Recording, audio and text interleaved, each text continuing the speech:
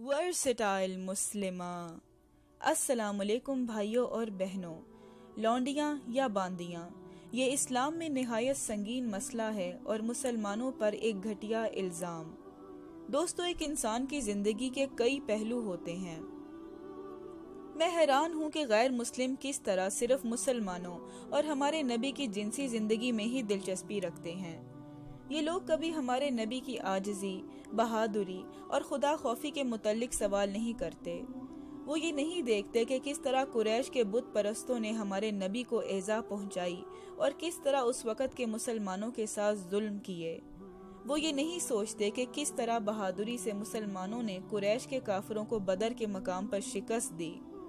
ہمارے نبی کے صحابہ نہ صرف بہادر تھے بلکہ وہ اللہ کے ڈر سے نماز میں آنسو بہانے والے بھی تھے۔ غیر مسلم یہ نہیں سوچتے کہ آخر مشرکین مسلمان باندیوں کے ساتھ کیسا سلوک کرتے تھے، کیونکہ یہ ضروری نہیں۔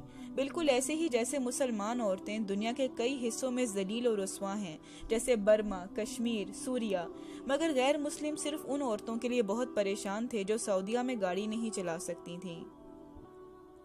بہرحال، اسلام کا مقصد یہ تھا کہ غلامی کی اس رسم کو بنا معاشرے میں کوئی انتشار پھیلائے ختم کر دیا جائے۔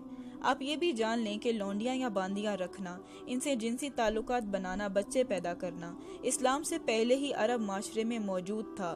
چونکہ اسلام ایک حقیقی مذہب ہے، اللہ کو معلوم تھا کہ معاشرے میں ایسے واقعات ہوں گے جن میں مسلمانوں کے ہاتھ باندیاں لگیں گی، تو ان کے ساتھ کیا کرنا چاہیے؟ اس میں صرف دو ہی راستے تھے، یا تو ان تعلقات کو ختم کر دیا جاتا یا پھر ان تعلقات کو استعمال کر کے غلامی کو ختم کر دیا جاتا۔ اگر اسلام نے مالک اور لونڈیوں کے تعلقات ختم کر دیے ہوتے تو غلام مردوں اور عورتوں کے پاس جنسی تسکین کا یہی ذریعہ ہوتا کہ وہ آپس میں شادی کر لیں۔ اس طرح ان کے بچے بھی غلام ہی مانے جاتے اور غلاموں کی تعداد میں اضافہ ہی ہوتا۔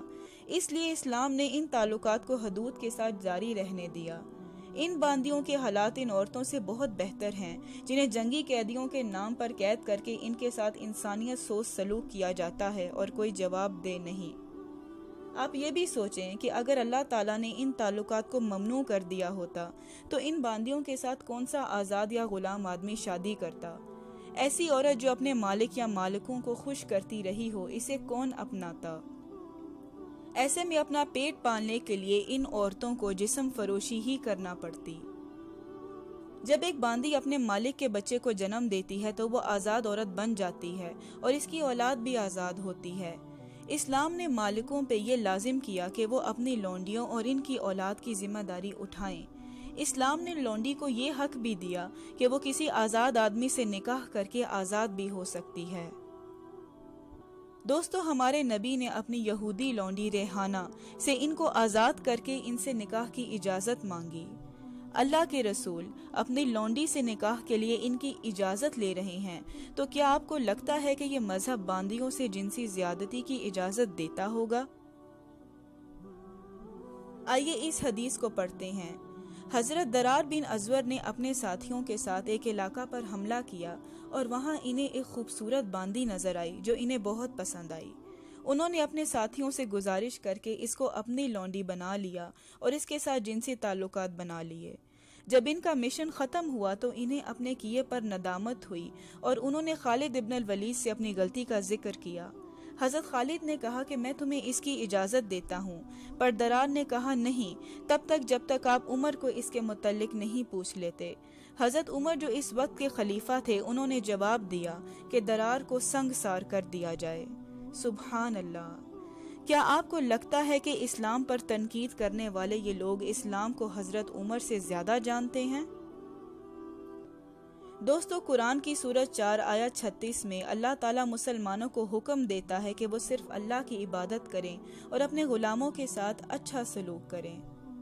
ساتھ ہی سورہ نور آیت 32 میں اللہ تعالیٰ مسلمانوں کو حکم دیتا ہے کہ وہ اپنے غلام مرد اور عورتوں کی شادیاں کرائیں۔ اگر کوئی غلام شادی کرنا چاہے تو مالک کو اجازت نہیں کہ وہ ان کو منع کرے۔ اگر غلام عورتیں صرف اپنے مالکوں کا جنسی کھلونا ہوتی تو یہ آیات کبھی نازل نہ ہوتی۔ کافروں کے اسلام پر لگائے گئے الزامات قرآن و حدیث کے واضح احکام کے خلاف جاتے ہیں۔ صحیح بخاری کتاب 46 حدیث 720 میں اللہ کے نبی نے فرمایا، جو آدمی اپنی باندی کو تعلیم دلوائے، اس سے اچھا سلوک کرے، اسے آزاد کرے اور اس سے نکاح کر لے تو اس کے لیے دگنا اجر ہے۔ صحیح مسلم کتاب 15 حدیث 4082 میں ایک واقعے کے مطابق جب ایک شخص نے اپنی باندی کو تھپڑ مارا تو اللہ کے نبی نے اس کو حکم دیا کہ وہ اس باندی کو آزاد کر دے۔ کس طرح یہ پاک مذہب اس بات کی اجازت دے سکتا ہے کہ لونڈیوں کے ساتھ جنسی زیادتی کی جائے؟ عزیز مسلمانوں، آپ ان معاملات میں جتنا ہو سکے علم حاصل کریں تاکہ ہم ان اسلام دشمنوں کی بولتی بند کر سکیں جو اسلام کو کئی سال پڑھنے کے جھوٹے دعوے کرتے ہیں۔ آپ کی ذمہ داری ہے کہ آپ اس ویڈیو کو شیئر کریں، انشاءاللہ یہ آپ کے لیے صدقہ جاریہ بنے گا۔ جزاک اللہ۔